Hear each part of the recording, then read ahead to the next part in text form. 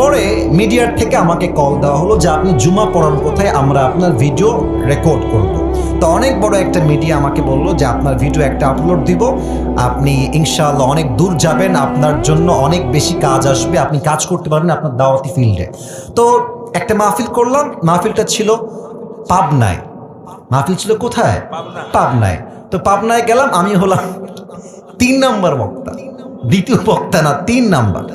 তো আমাকে যখন ওয়াজে দেওয়া হলো, দ্বিতীয় বক্তা খুবই রাগ, আমার টাইমটা তাকে কেন দেওয়া হচ্ছে, ওকে তো দিয়ে কাজ হবে না, ওকে নামান, একে দিয়ে কাজ হবে না, এটা 3 বছর আগের কথা, বেশি না, 3 বা 4 বছর আগের কথা।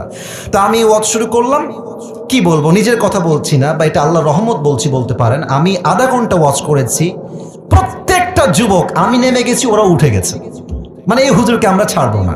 নেমে গেলাম, সেটা আপলোড হলো ইউটিউবে। হঠাৎ করে একদিন আমার বাসা ছিল রাজশাহীতে, রাজশাহীর আমাদের মেইন শহরে বাসা, আমার আব্বা জুমার খতিব এবং আমার আব্বা একটা মাদ্রাসার প্রিন্সিপাল। তো আমি বাইপাস দিয়ে যাচ্ছি বাইক নিয়ে, ভাই আমার কাছে কিছুই নাই, বিশ্বাস করে না আছে টাকা, আর আমার 2টা সাদা পাঞ্জাবি ছিল, আর আমি যেই জুমার খুতবা দিতাম, জুব্বা যে পরবো, জুব্বাও ছিল না ভালো।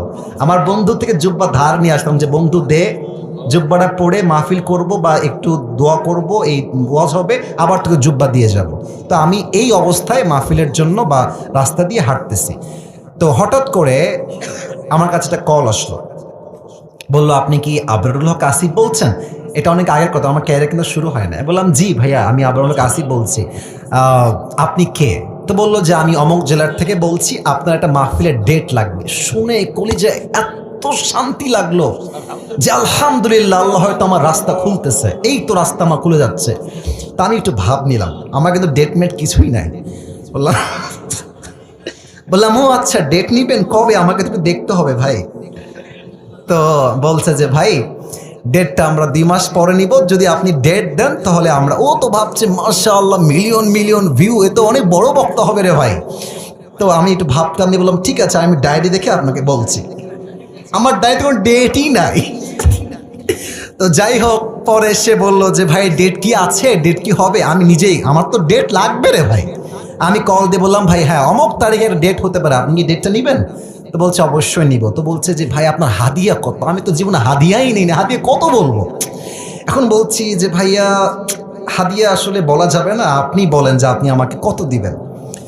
তো আমার বেতন কিন্তু ভাই মাত্র 3,000 টাকা, এবং 3,000 টাকা এত কম আমার জন্য, বাইকের তেল ভরতে আমার 3,000 টাকা শেষ হয়ে যায়, খাবো কি আর পরবো কি।